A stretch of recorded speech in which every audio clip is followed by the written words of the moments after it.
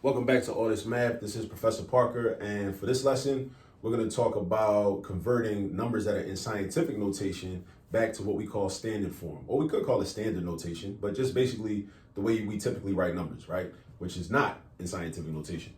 All right, so we look at number one and we look at number two. We got two examples here. All right, let's start with number one. So number one says 7 times 10 to the negative second power.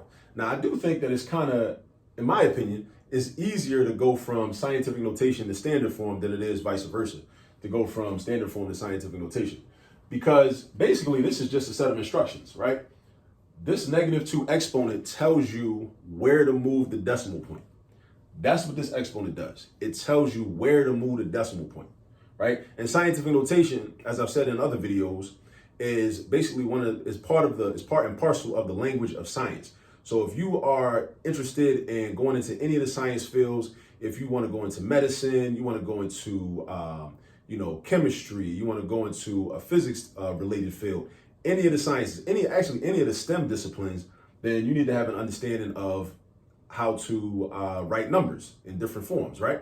Very large numbers, very small numbers. And scientific notation is one of those forms of how we write numbers. So the exponent tells you where to put the decimal point. Okay, now, if you look over at the 7, you don't see a decimal point written. Okay, that's fine. But just understand this. When there's no decimal point written, there is an understood to be invisible decimal point to the far right of that number and at the end of that number. So we could actually rewrite this as 7.0 times 10 to the negative 2, right? Only reason I put the 0 is because I just didn't want to have a decimal point just there, right?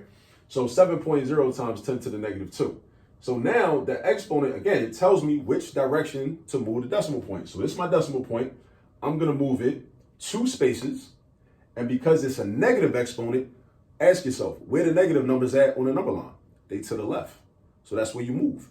You move the decimal point to the left, 2 spaces. To the left, 2 spaces. So you go like this. 1, 2. Now look at this though, right? Check this out. I moved it once and it was right before the 7. But then I had to move it again because my exponent was a 2. There's a blank space right there. So you probably be wondering like, well, what am I gonna do with that blank space? How am I just have a blank space there?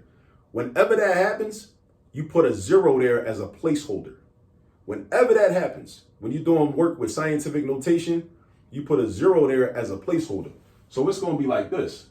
It's gonna be 0 point. This placeholder should be a 0. 0.07. And this 0 is not necessary no more. This 0 is not necessary no more because 0.070 is the same thing as 0.07. Now, if you're dealing with a science problem and you're dealing with significant digits, then that 0 might be needed. I need to check my notes on significant digits. But at any rate, this is all you need for this problem, right? You might need this 0 if you're dealing with significant digits or, something like that. But you might not. I'm not sure. I need to look into that, right?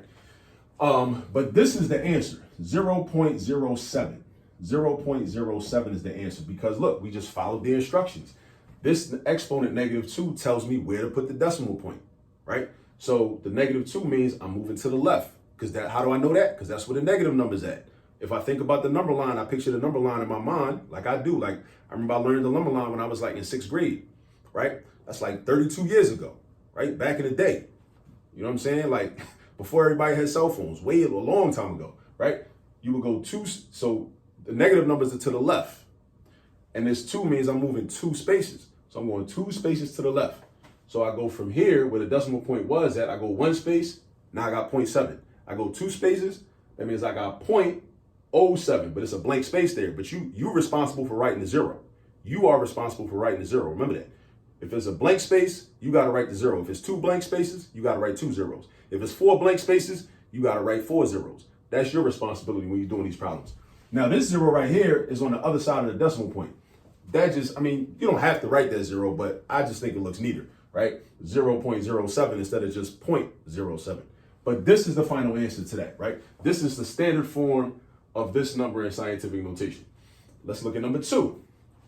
We got 1.2 times 10 to the negative 5, right? 1.2 times 10 to the negative 5 power.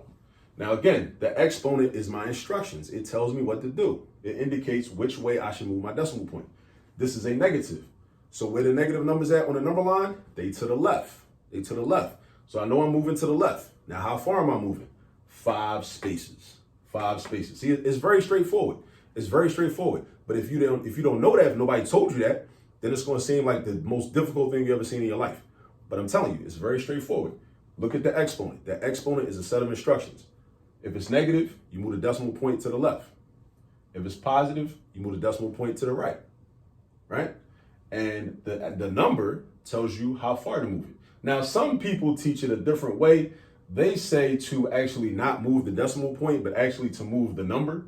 And that's another way you could do it, right? You could do it like that, but that's just not how I learned it. That's not, the way I'm most comfortable with. Other ways are cool though. It's cool if you do it differently. If you move the number instead of the decimal point, that's cool. I ain't mad at you.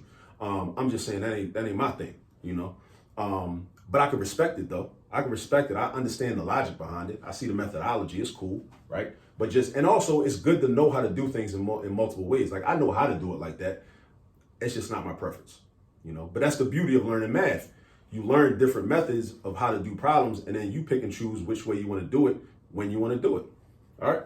So we got a -5. So we're going to move the decimal point 5 spaces to the left. 5 spaces to the left. So if I move the decimal point 5 spaces to the left, if I move it 1 space, I got 0.12, and it's no more digits. So now what I got to do, I need 4 placeholders. 4 placeholders, because I still got to go 4 more spaces. So in each of those spaces that I move, I got to put a 0. I got to put a 0. So watch this. I'm going to have 0 point, and then I got my 4 zeros. My 4 zeros. Again, why do I got 4 zeros? Because if I move 1 space to the left, I got 0.12. But I still got to move 4 more times. I'm only moved it once. I got to move a total of 5 times. I got to move the decimal point a total of 5 times. If I move it once, I still got to move it 4 more times, right? 4 more times. So it's no digits there. So that means I got to put placeholders. Zeros are my placeholders. Zeros are my placeholders. This is the 0 on the whole number side, right? So that's just to make the number look neater. But let me put my placeholders. So you put 1, 2, 3, 4, and then I put the 1, 2. And that's the answer. 0.000012, right? So look what happened. This used to be 1.2 times 10 to the -5. So the decimal point was right here. And I moved it 1, 2, 3, 4, 5. And that's where it is, right? And this is how you do scientific notation. Well, this is how you convert from scientific notation to either standard notation, or you might call it standard form. All right? All right. So that's that. I showed you how to do it. Use this video as a guide and go get some more practice, right? It's not enough just to watch the video. You got to watch the video and then practice. And also share the video. Share the video with some other people. Make sure that you are subscribed to the channel, All This Math. Make sure you share these videos. Tell everybody about it, right? Tell everybody if you never had a black male math teacher before, tell them come holler at me. Go to YouTube, go to All This Math, right? I'm there available 24/7 as long as you got Wi-Fi. It's all good, right? But go get some practice. Ask your teacher for some practice with these problems. Ask your professor for practice with these problems. If you don't have anybody to ask, go online, download some worksheets on scientific notation and doing conversions from scientific notation to standard notation, and vice versa. I got other videos on here on how to convert from standard form into scientific notation as well. So listen, go get some practice, and I'll catch up with y'all in the next video. Peace.